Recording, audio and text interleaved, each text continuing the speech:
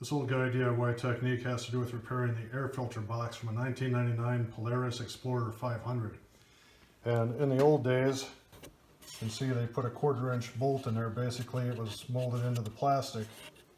And many of these studs broke off on me. So I've been holding on with just two, this one and that one, for a number of years.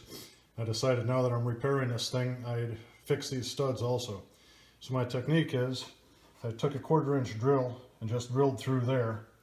And then this is what a normal carriage bolt looks like. That's just a little 1/4-inch by 1.5-inch carriage bolt. And I took those things and I cut off 3 sides. So when there's only one side remaining, that thing will slide up from the bottom.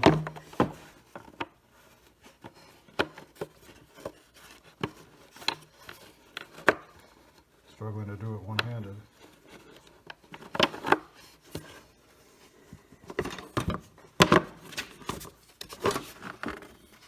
So that thing slides up and it's kind of trapped there.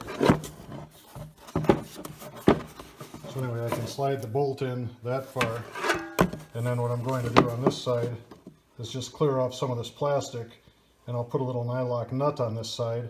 So I'll replace the 4 that are broken with the bolts and the nylock nuts, and I should be able to just mount the cover the way it was intended. I hope this idea helps you out. So I just took the grinder and smoothed this thing down to make room for that nut. So you can see the top for the airbox fits on there nicely, and those 1.5-inch bolts stick out about as far as the factory bolts did.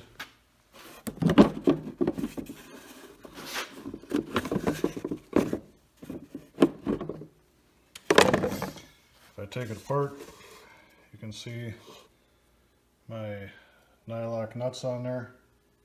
And if we look at the bottom,